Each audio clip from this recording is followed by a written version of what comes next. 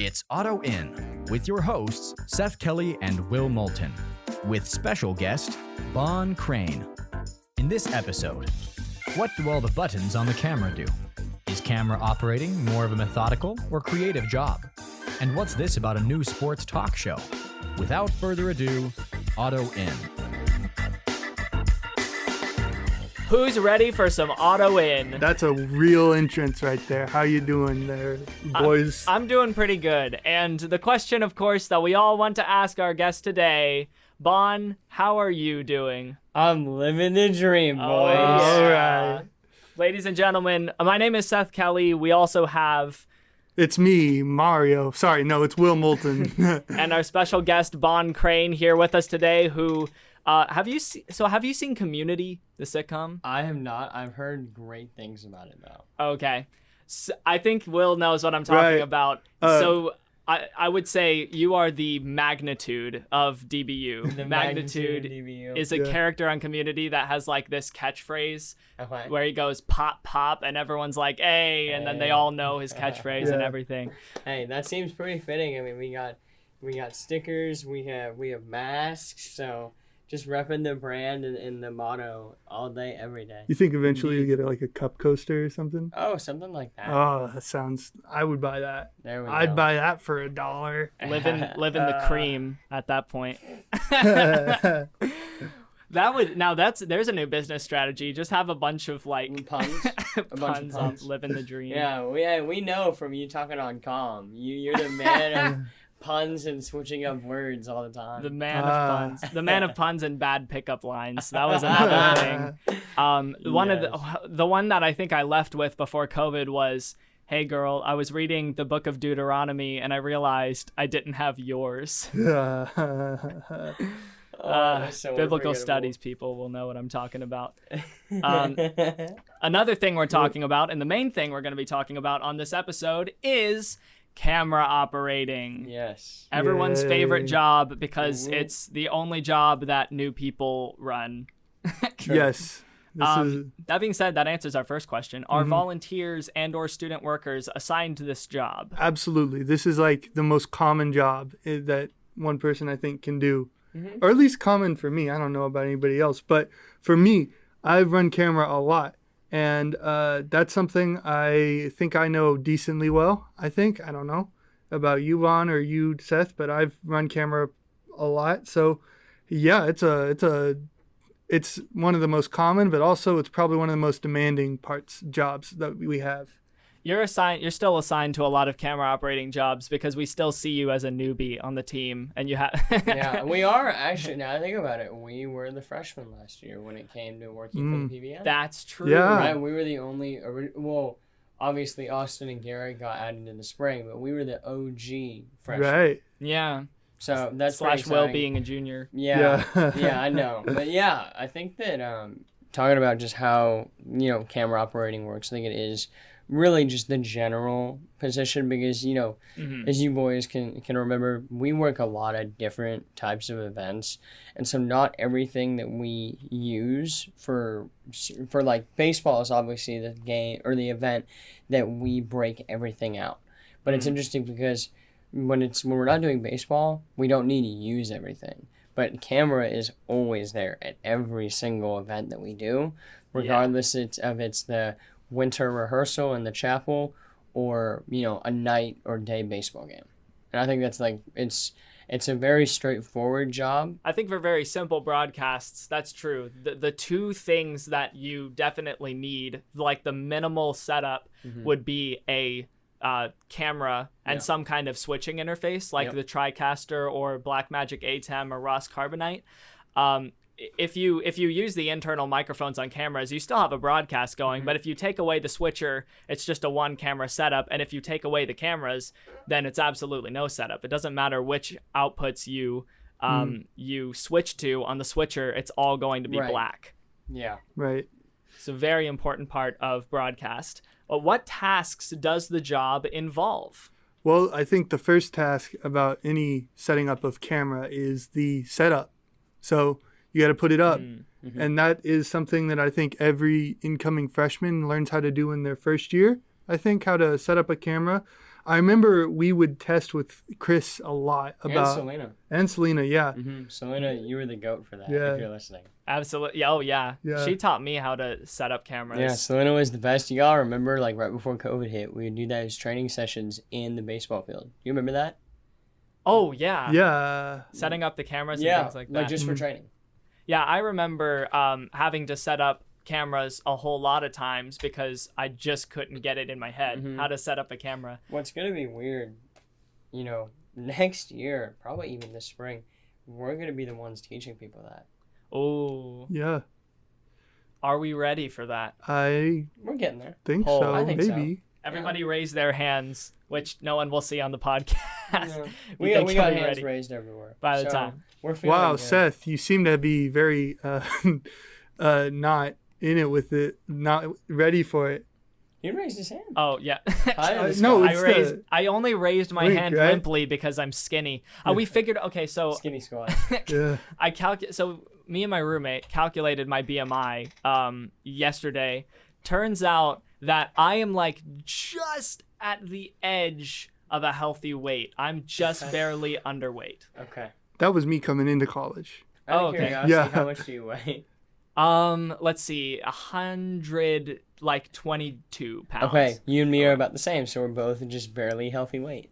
Okay. Squad. Nice. Yeah. Okay, back to the camera. I think that like the main thing obviously the camera does is that we're the eyes for the audience.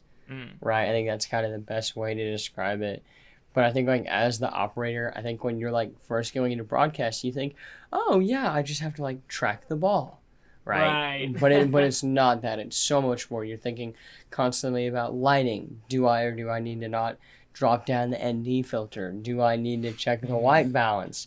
Right? Or how much headroom? I mean, we all know, Oh yeah. our lovely boss, Chris Moore, who we adore so much. Love you, Chris. Obviously he's a stickler for headroom, right? And like, so that's something that like we're always constantly on the watch for. But shout out to Chris, honestly, he's such a great teacher, just mentor, seeing how far we've got now, and kudos to him for, allowing us to do stuff like this. I mean, it's incredible the fact that we get to gather and just talk about what we do. It's a lot of fun. Absolutely. Will is getting PTSD though. Yeah, over I there am.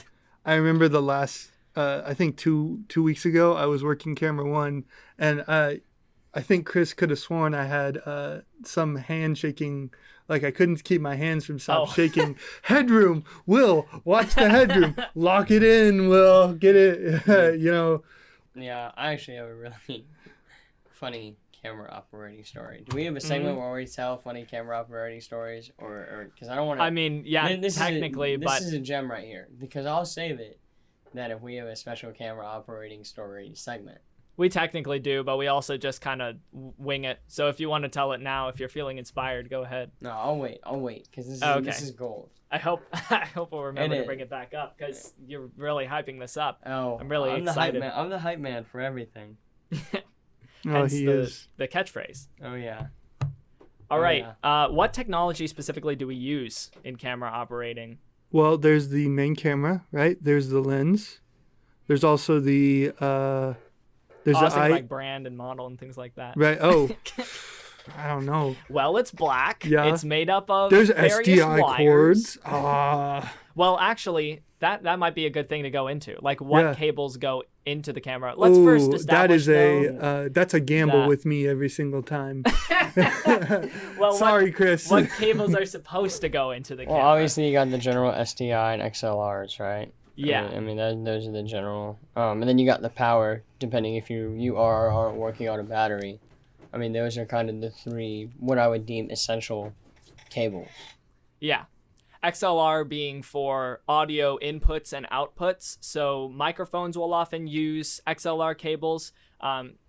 Sometimes that we plug directly into the camera. Sometimes that we plug elsewhere to send through. We send all of our audio through Dante, which is, if it's a separate local network, like we send all our video over the general network that encompasses all DBU network PBN operations. Also, side note, if to any broadcasting majors, get Dante certified, like straight up. Chris said that it will help you on your resume, and it totally did. I got an internship, I think, based solely on the fact that I was Dante level 1 certified.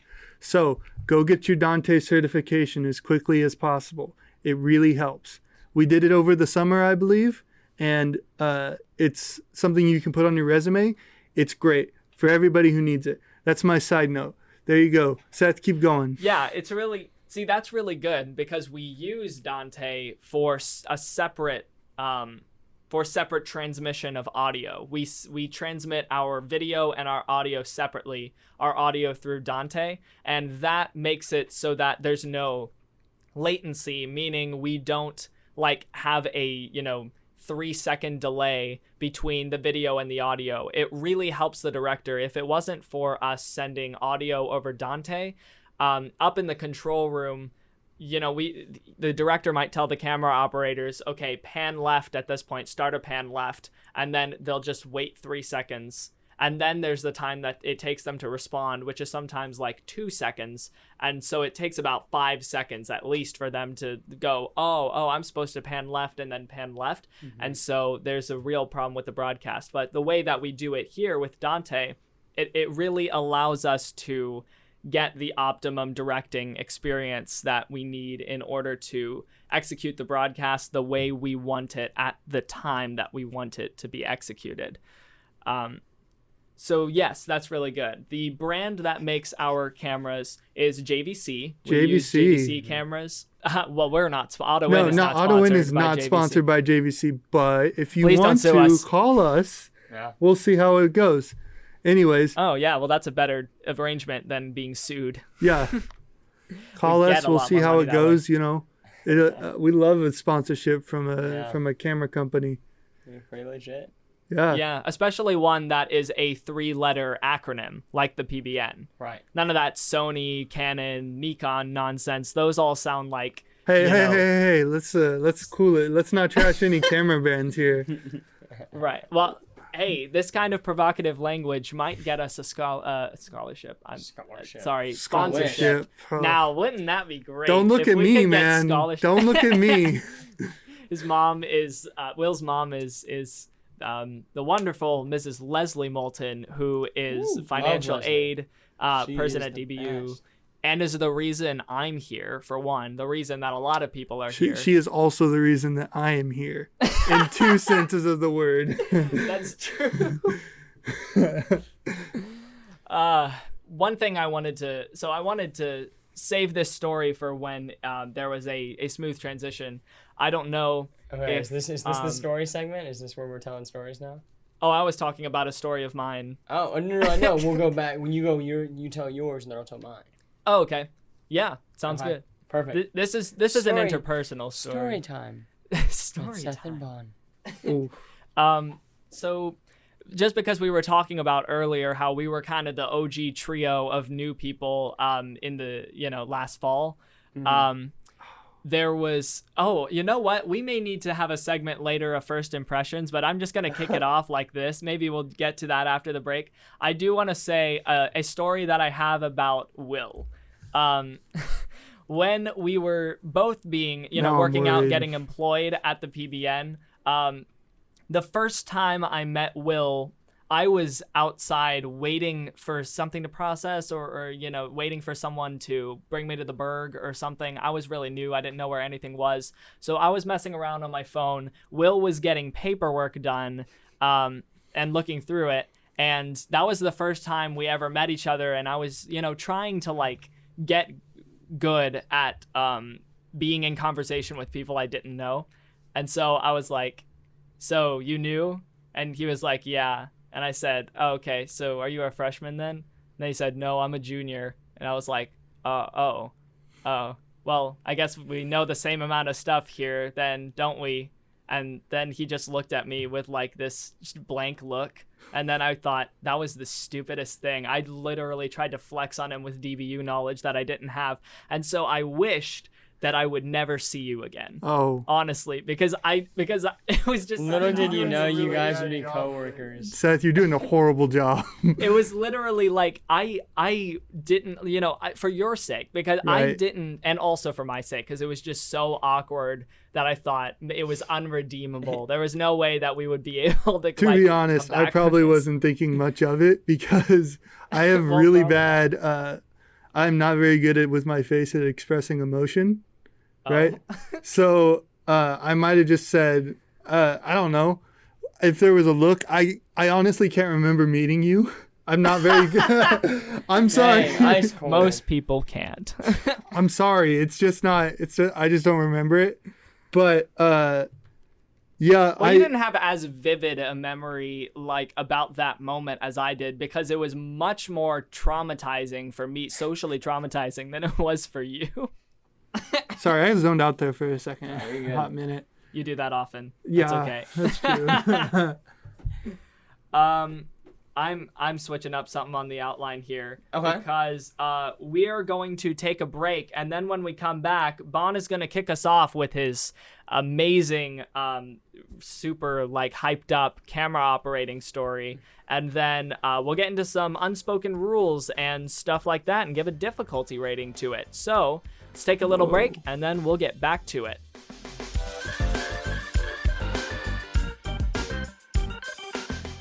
I hope you liked the break with the wonderful music by Jesse Liked, who produced the transition music. And also, I don't know that I'm giving enough credit also Right. to John Brazino. In the middle John of the, Brazino, man, he's a lifesaver. He did our logo. And so you'll hear them in the credits later. But just wanted to give them a special shout out because they did a great job with all the stuff that we didn't do. That they did. That's crazy. Yeah. Okay, Seth, so Bohn. I'm sorry. What? I said nothing. No. That's right. Keep going. Because it's story time. It's Yeah, story time. yeah, It's we don't time wanna for be me late. to shut up and listen. So my funny camera operating story actually happened on the last game I worked before COVID hit.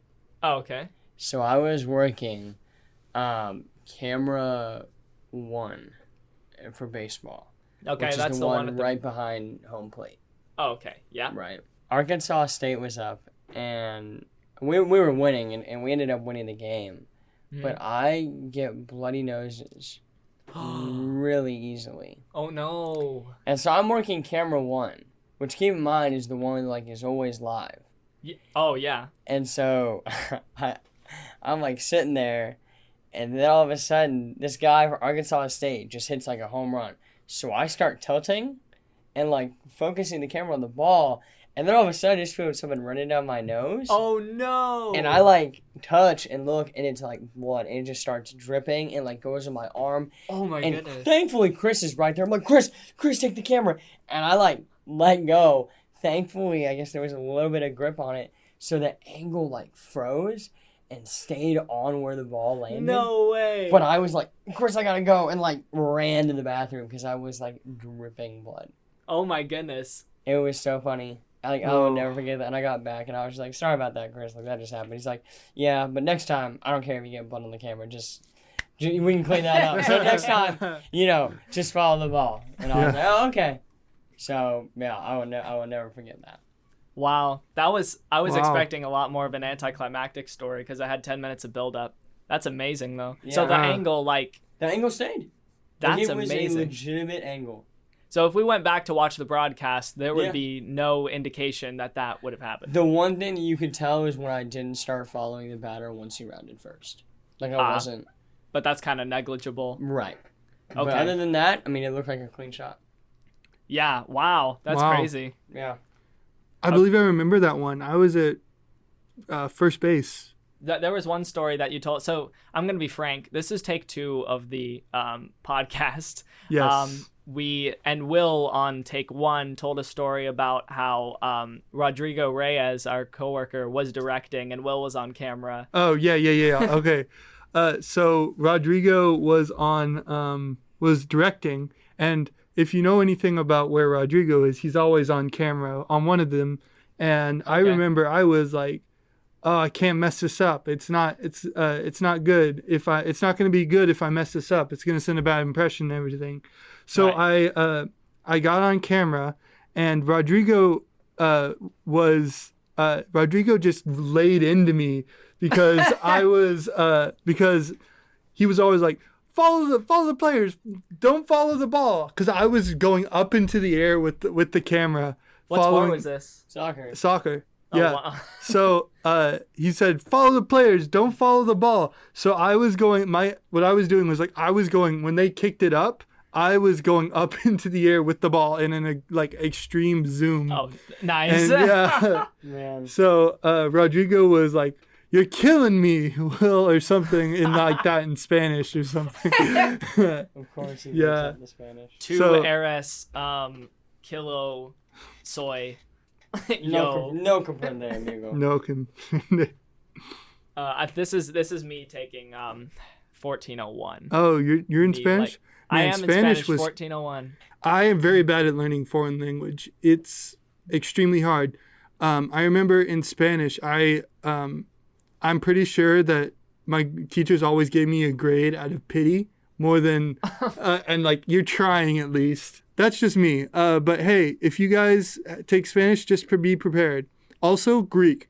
My roommates are taking Greek. I've seen them. They're stressed out. They come in late at night, like trying to figure out what the meaning of croissant is in Greek.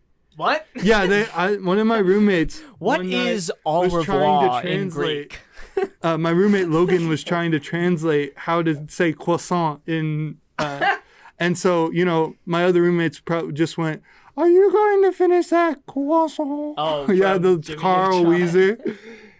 Weezer just kept hounding him about it. It was fun, ¿Cómo but se he was dice, so mad at us. ¿Cómo se dice burrito in Greek? Can you do that in a Carl Weezer voice? ¿Cómo se dice? I don't know how to do Carl Weezer. If you were able to roll your R in a high-pitched voice, I'd be really impressed. Burrito. That's awesome. There it is.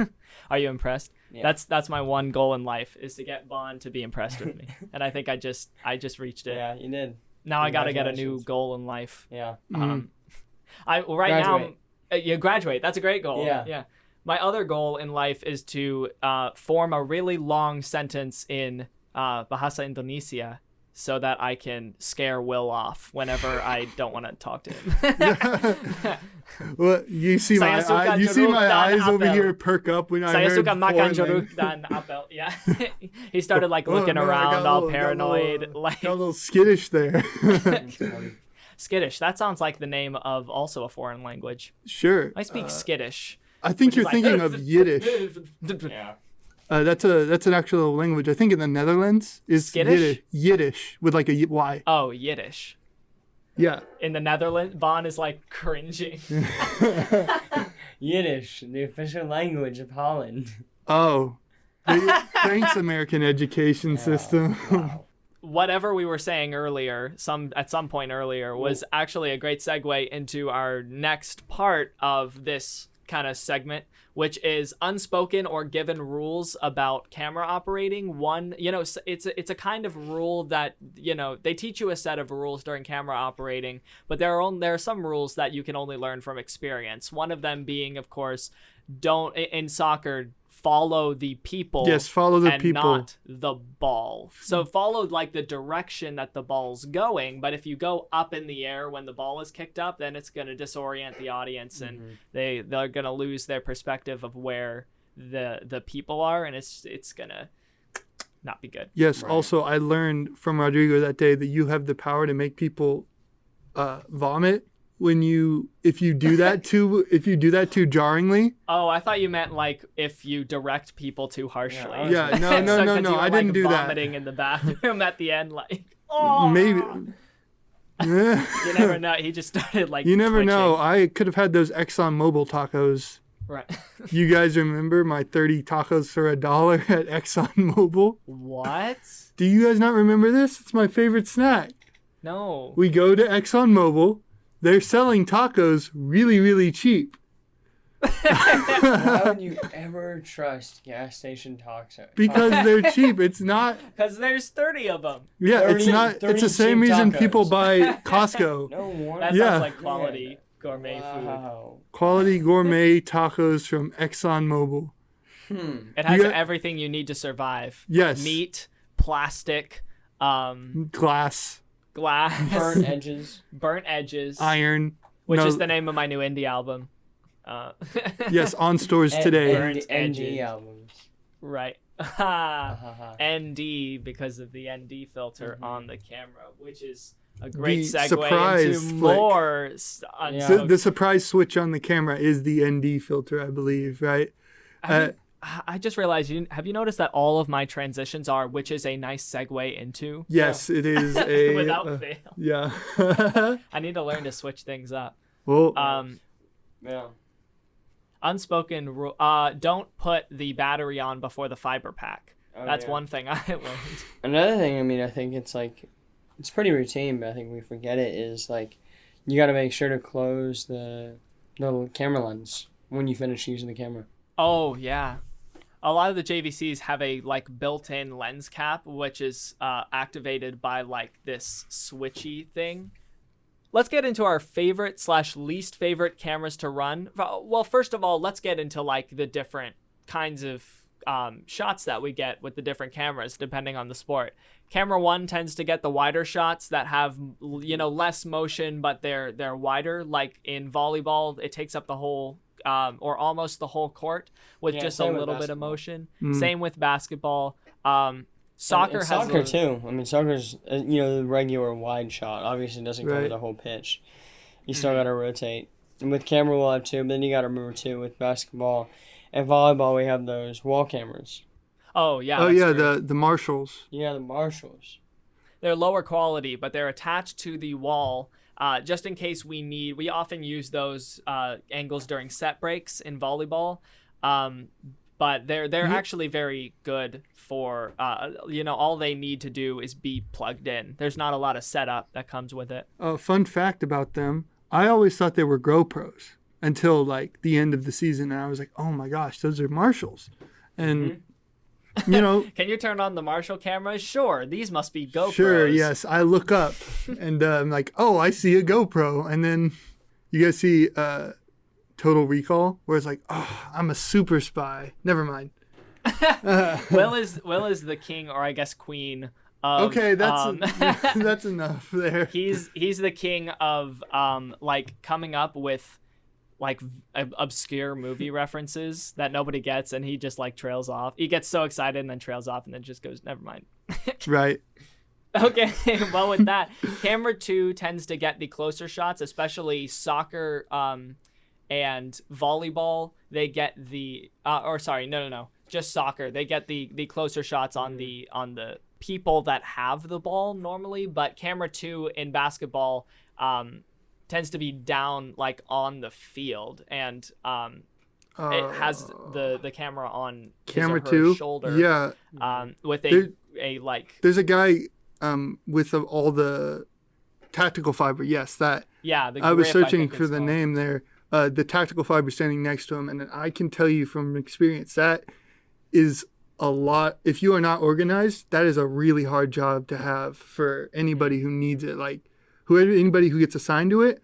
I had it once, and I'm pretty sure it is probably the worst time I've had at a game trying to untangle 200 yards of fiber, of tactical fiber. I had to wind up a 500-foot yard of tactical fiber. And that, do you all remember that international? Right, the international conference. Yes, the international conference. I was there the last day, and there was 500 feet of tactical fiber, Oh and my I goodness. coiled it all up. Mhm. We got camera 3 for baseball, which is missed Will's my my cue card right now. Yeah, you missed basketball. I need to get like a cue card here for the podcast. Okay. Yeah. We have camera 3 for basketball, which is either a locked off camera or another camera on the shoulder Or of someone, normally a small It's one of JVC, the small JVCs. It's a baby camera. but- connected by an SDI cable, which XLR's cables send audio rather like whether input or output, and SDI cables transmit audio and video. And so JVC, the small JVC is connected by an SDI cable there. Sure. We also have the Marshall cameras, and for baseball we have camera 3, which is up on a lift in the back of the stadium right in front of a beehive. So that's that's fun. The beehive story, but we'll save that for after break. Yeah, and then camera 2 and camera 4 are both on the sides to capture the more close-up action. Camera 3, by the way, battles camera 1 on like usage, on the amount of like the amount of the broadcast that it's used, because camera 3 is the angle that we cut to whenever the pitcher pitches, and then whenever the hitter hits. The camera 1's always there to get the shot unless the camera operator gets an awful bloody nose. So that being said, let's just go around and try and, as quickly as possible, say our favorite camera to run, our least favorite camera to run, and a difficulty rating for camera operating on a scale of 1 to 10. I'm going to start by saying my favorite camera to run is perhaps camera 4 for baseball. And my least favorite camera to run is camera 1 for basketball. Okay. There we go. I'll go next. My favorite to run, camera 4 for baseball, is the one that's right by the DB dugout, correct? Mm-hmm. That's my favorite because I get to say hi to all my boys who are who are there on the team. Least favorite, thankfully I haven't had to do it yet, but the handheld cameras in basketball. Oh, yeah. I can't even imagine having to do that. Thankfully, Rodrigo and Harrison have come in the clutch, but that's my least favorite. And on a scale of 1 to 10 on how hard it would probably be to run camera, I'd say 5, depending on which one. A good old 5. Okay. Nice little average. For me, I've always kind of pictured, there's security cams right next to the dugout, right? Mm-hmm. I've always kind of pictured like somebody taking a can of paint. A can of paint. What am I thinking? What am I saying? My favorite thing to fry in a pan is paint. Yeah. As in, I can't do this. Yeah. Hand me the shovel. I can't do this anymore. A can of paint and just like cover it. That's just one of my bad ideas. But anyways, I believe my favorite camera to run would probably be Mr. Third base camera. Mr. Third base. Yeah, Mr. Third base camera. Camera 4. All of us are in agreement. Camera 4, but my least favorite camera, does it count if I can say the gaffing, holding all the wire? Oh. Yes. Oh, you're talking about holding the... grip? Yeah. For camera grip 2? for camera. Yeah, sorry. My computer just said, I'm going to make a loud noise real quick. You're all good. So, I guess my difficulty rating might be, so it depends on the sport. It's a lot more fast paced when you're working with camera 2, 4, 3, and 1, actually, all of them with baseball. But it's more lax, which is a danger if you are running camera for the first time and you're like, okay, this is easy, I've got this, for like soccer, volleyball, or camera 1 for basketball. And then if you miss some of the action because you're too lax on it, then that makes things difficult for the hard director, because they have to get back on you and be like, but as Chris says, lock it in. Yeah. So yes, that being said, let's take a break and then we'll get into some Q&A, so stay tuned. This episode of Auto In is brought to you by No Ties, a new sports talk show from Bohn Crain, Austin Hill, and Rodrigo Reyes. Join in on discussions of football, baseball, basketball, and hockey, as well as trivia face-offs between the hosts in the beloved segment, Do the Bows Know? For new episodes every Friday, follow Bohn and the crew on Instagram at @no_ties_sports. That's @no_ties_sports. And now, back to the show. Now, welcome back for the second time to Auto In. Actually, it's probably for the well, it depends on the perspective. For the third time, if we're talking about episodes, for From the a like certain point of view. ninth time, if we're talking about every time we've come from a break, maybe eighth time. But let's get into our first Q&A question. Will, you got that? Our first Q&A question comes from Johnny and Diana from Longview, Texas. They ask, what sports do you broadcast and which is your favorite? Yeah, I think we touched on this, Yeah. but we broadcast mainly the big four that we broadcast are volleyball, soccer, basketball, and baseball. But right now, we're doing esports because Corona and True. such. I think we also so- touched on that in the replay episode last week. Also, if anybody's listening about Grand Chorus, like straight up, we also do that Yeah. as well. Also, chapel. So, Yeah. Yeah. It's a good time.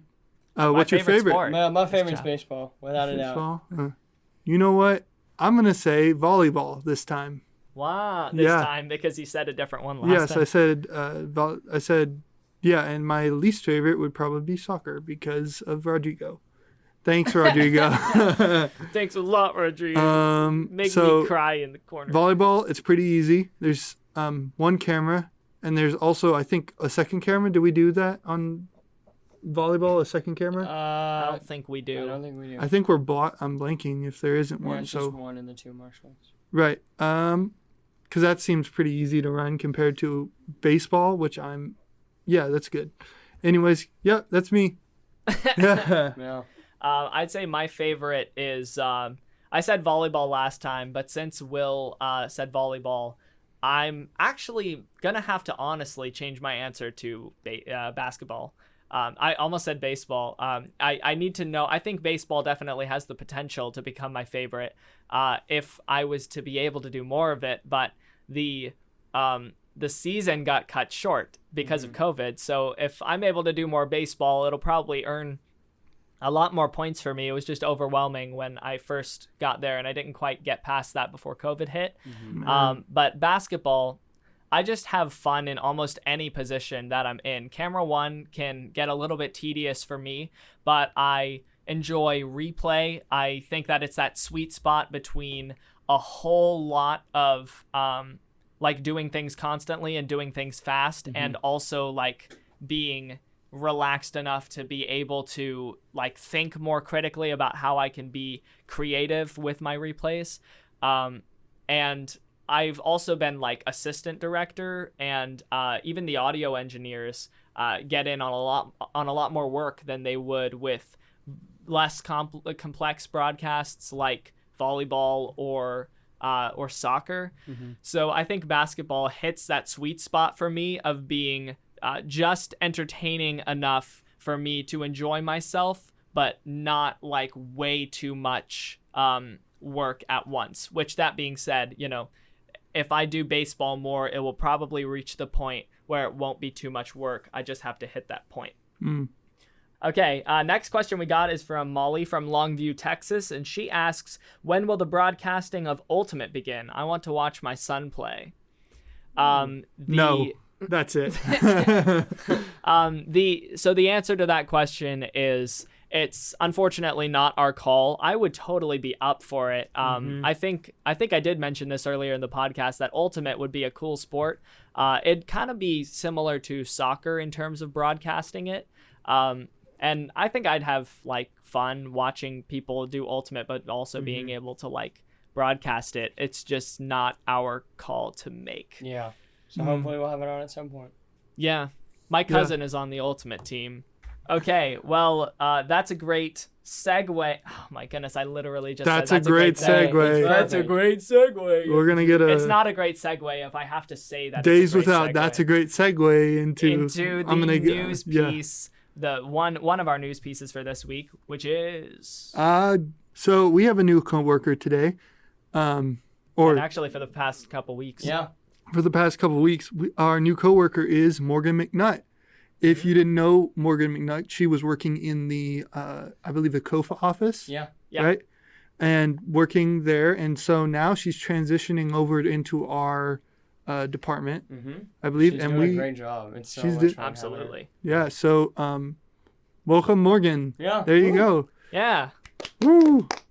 Okay, well, to close off with our news piece, our second news piece for this week, according to Rodrigo Reyes, the closet may or may not be haunted. Oh, how about that? He cleans the closet often, and he makes it so that it is organized, and then when he goes in soon after again, everything's a mess. And he says it could be his coworkers, nudge nudge, but he'll give them the benefit of the doubt and say that it's haunted by ghosts because they throw stuff around. We love to hear it.